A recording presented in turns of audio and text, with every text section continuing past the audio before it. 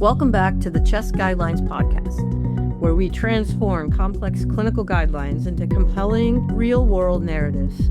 I'm your host. My name is Lisa Moores. I'm a pulmonary and critical care physician, and I practice at the Uniformed Services University. I'm thrilled today to be joined by two authors of our recent CHEST Guidelines on the management of early-stage non-small cell lung cancer. We have Dr. John Howington, who's a thoracic surgeon just outside of Seattle, and Dr. Natasha Leighl, who is an oncologist in Ontario and deals primarily with patients with primary lung cancer. My job today is going to be the voice of the audience and the curious clinician to draw out your expertise to help us understand what these patients are facing and how the CHEST guidelines might help you navigate their care. Let's pick up with another lung cancer patient with Dr. Leighl.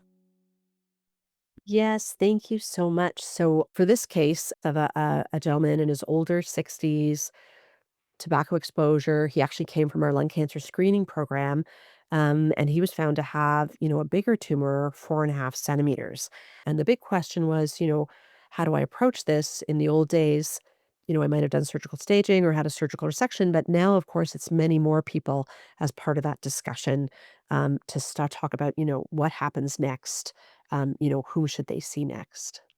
So thinking about that case, I love the way care has evolved in many different malignancies that do have that multidisciplinary approach, and put the patient at the center, right? So we have the patient here, and we as specialists all gather around and use our training and our experience and our expertise to come up with the best care for that patient at this time, which is so different than I trained on for sure.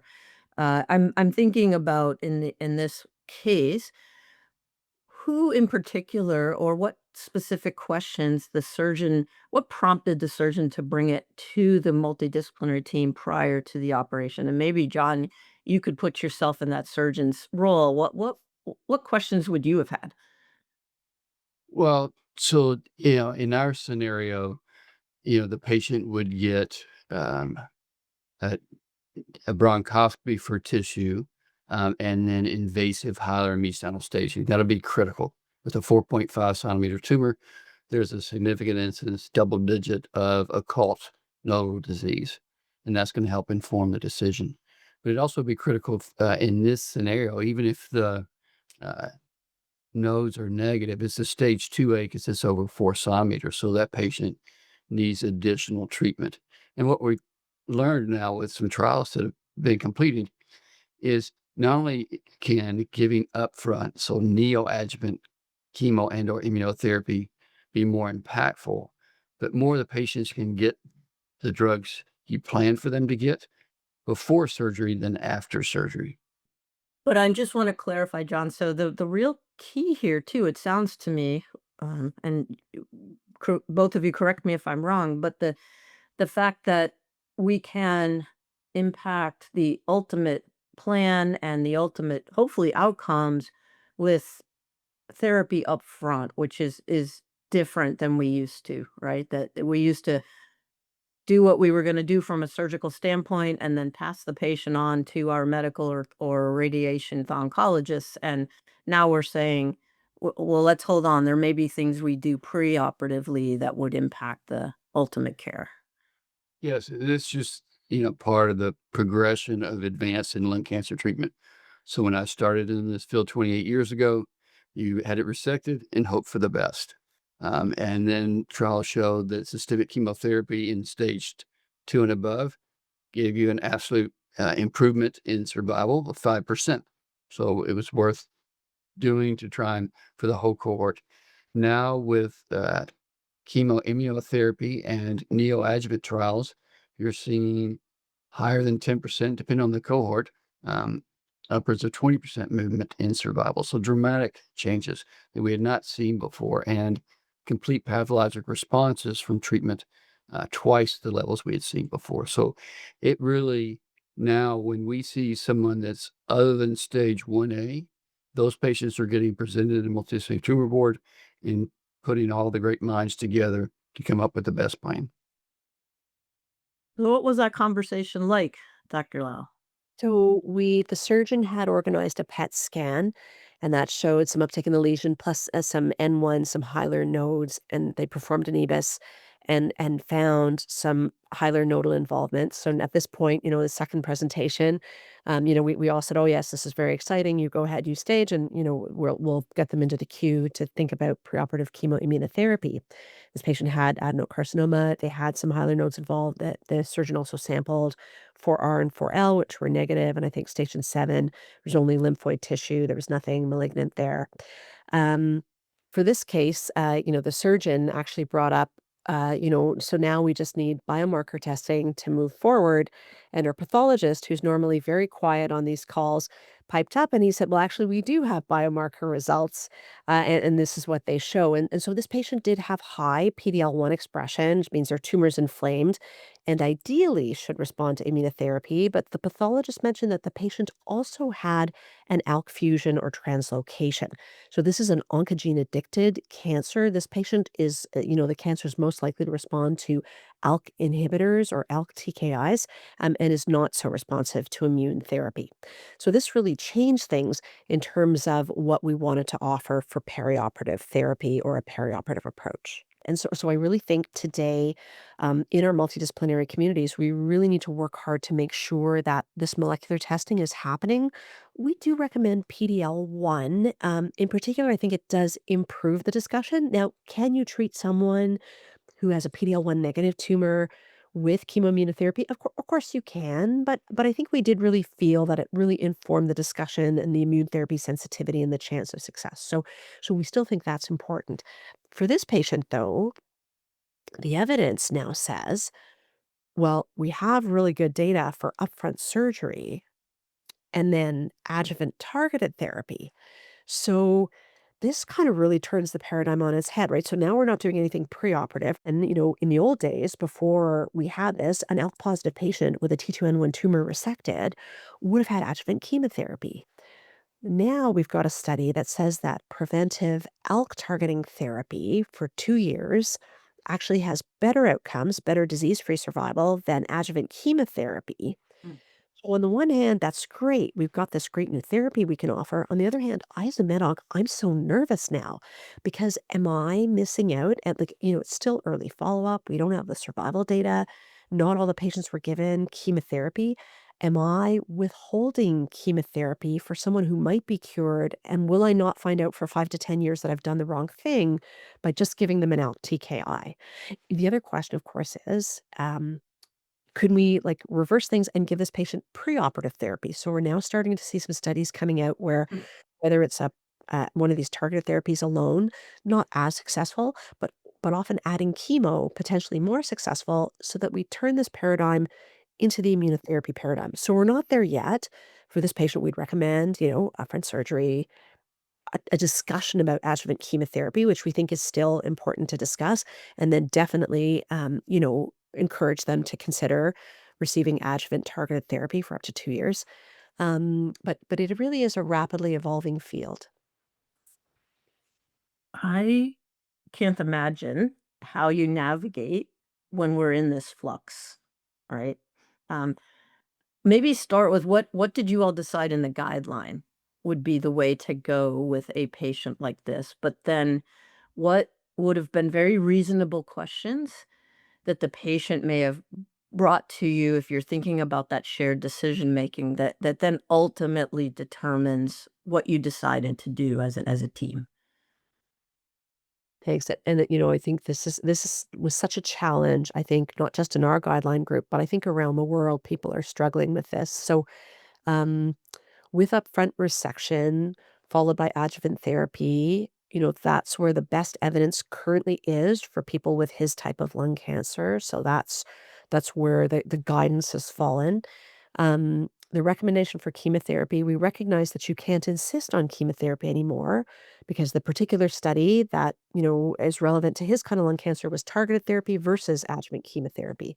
But we did recognize that we don't know what withholding chemotherapy does, and we don't know what the harm is of that. So we said that, oncologists and patients can consider this. Okay. So something to discuss. But then we did very strongly recommend the adjuvant targeted therapy. Okay. And then going forward, I think we will see more trials where we see this preoperative component and then a postoperative component. Okay. And what did this patient think about considering chemotherapy? Was he interested or? I always just assume that people are not interested in chemotherapy. Like chemotherapy works, and when it works, I do love it. But mostly, I don't like chemotherapy. I much prefer other drugs. Patients that are very interesting, right? For the chance of cure, patients are highly motivated to do whatever recommendations say. So this particular patient, he was very anxious. His family was anxious. They have a science background, and so there was a lot of Dr. Google, Dr. Google can be very helpful, and sometimes a little challenging. Mhm. They wanted everything. They wanted preoperative treatment. They wanted chemotherapy, TKI. They wanted immune therapy. They wanted everything that we could heap on there. And then in the end, um, the patient, did have, upfront surgery, did decide that he wanted adjuvant chemotherapy because he didn't want to run the risk of regretting it later if we learned later that it was the thing to also Sure. do. He's currently on targeted treatment, doing really well. Some muscle pains and joint pains, still very stressed, and still asking a lot of questions about, do I need a liquid biopsy? What else do I need? Do I need a PET scan every 3 months?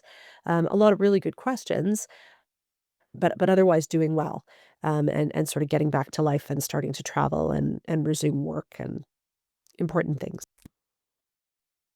You know, m with my work and just the guidelines space in general, these are the types of scenarios and recommendations that I personally find most helpful. I think some practitioners might feel the opposite of you're not recommending, you're not coming down strong. You're saying I should consider, you're saying you suggest, and they might feel that uncertainty, right? Being translated to them because the guideline's not so definitive. But what I really like about that is I think it is signaling an area where we are still learning and we're still doing trials and we are recognizing that there are probably appropriate different ways of thinking about the options. And so as you said, when you have an educated patient who is looking at Google or may even, understand OpenAI and other places to or, open evidence, and they're coming at you with trials now too that I think that having a space to have conversations most of the time is helpful. Sometimes can be more difficult. So I'm curious if that has made his care any more difficult or has it really assisted because of the level of understanding that you can have those conversations and the patient isn't saying, well, shouldn't there just be one way to do this? It's such a great question. I sometimes don't know if information necessarily improves understanding and satisfaction.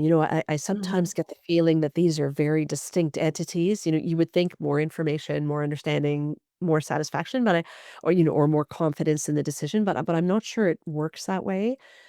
So I think, what I really try and encourage people to think about is, you have all this information coming at you, sort of need to distill things down to what works for the individual. Some people, it really decreases their anxiety to know exactly the latest and greatest and what's out there and to bring it and we can discuss how this isn't relevant or how this might be something we consider were the cancer to come back. But for some people, I do worry. I do worry that all that information just feeds the worry. And I haven't figured out how to help people with that. Although I hope programs like this, and as we really increase that accessibility to information and guidelines to people with cancer, I hope it really helps improve their confidence, their understanding, and improves their satisfaction with their process as well as their outcome. Certainly in today's environment, that may be even more difficult, right? We're in a time where our patients are questioning our science, and it takes a little bit more energy to walk them through. But that is, for me, where I not always, but typically, if it comes from a guideline publication rather than some other place, that tends to allow us to ground the conversation again in a way that the patients, I think, anecdotally feel a little more confident in what we're recommending or what we're suggesting is the best way forward. John, any thoughts that you've had as we've been going back and forth, and how often do patients challenge you as the surgeon? I wonder if that's different than when, as you mentioned in the beginning, surgical trials can be a little more difficult, and we have a lot of medical trials, and we can come armed with all these trials, and does that change the conversation? And um, just your thoughts on that. So you're correct. A lot of the things that we do aren't backed by randomized prospective trials, but are from historical, outcomes. And so the more we study what we do and report out what we do, and then synthesize that data, which is what we're trying to do with the guidelines. What's the evidence out there? How do we synthesize that and present it to our colleagues in a way that they can be actionable? And so for this, for me, the take home message is guardrails. So in this patient, um, surgical resections up front because it's got a mutation driven tumor is fine. Doing systemic therapy is okay. If they want to know that in their mind and to their family and loved ones saying, I did all I could do. And then what's not okay would be to omit targeted therapy. That's, what we Mm. recommend because that's where the trial was done in a cohort that matches this patient and they did dramatically better. So uh, the icing on the cake may be chemotherapy, but that doesn't have to be part of the process. And so we're not trying to prescribe it. And it helps that if you have thought about it before you enter the room and are confident in what you're going to uh, tell the patient, and think about what questions could come my way. That's where tumor board is helpful because your colleagues may ask the questions that subsequently your patient asks. And so while we continue to do that on a biweekly basis at our institution. That's great. I really appreciate both of you walking me and walking our audience through two cases that highlight the advances in lung cancer care, allow us to talk about how things have changed in our recent guidelines, but to really also highlight the uncertainty that we still face, that in a good way is because we're continuing to ask those questions. We're asking the right questions, and we're asking things that are hopefully going to lead to better and better outcomes for our patients. So I will just ask if either of you have other, really closing points that you would want the audience to take away from our conversation today. And I'll start with you, John. Yeah. First to know that when I started out of this field 28 years ago, the overall survival for lung cancer was less than 15%. Today it's 28%. And because lung cancer is the number one driver of cancer mortality, that's moved the needle on cancer mortality as a whole. So as we drive improvement in care and improvement in outcomes in lung cancer, we're impacting the population as a whole. And so that's an exciting time to be involved in lung cancer care and, rewarding to have spent 28 years in the field and see it now gaining momentum. Agreed. Dr. Lau? I think what's been really great is what we've been able to do together. I mean, who would have thought, well, maybe surgeons did know this 28 years ago, John.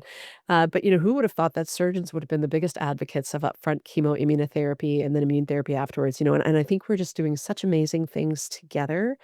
And I think what's great about today and these guidelines is the interaction, medical oncologists, radiation oncologists, surgeons, pathologists, radiologists. The current state of the art really brings all of us together, and we really need to continue to work and collaborate as a team. And I really love how much we've done together. It's really phenomenal. I love that message. It is a team sport, and I think that's what makes it even more rewarding than it was along, many years ago when the three of us started our careers. I think we all went into medicine for our individual reasons, but wanting to serve, wanting to help, but realizing how much more we can do that as a team is just wonderful. It's been fantastic. Thank you both for those pearls of wisdom, and I am really looking forward to talking to you both again about additional patients in this area. Thank you, Lisa. It's always a pleasure to chat with you. And it's always fun and exciting for me to share what I know and my passion about lung cancer. Very appreciative to have been here today. Thank you. Thank you. Thanks. And I feel the same. It's been such a treat to be here and be part of this conversation. Hope to talk to you again soon. I'm looking forward to it. And to our audience, thank you for joining us, and we hope you join us again on our next edition.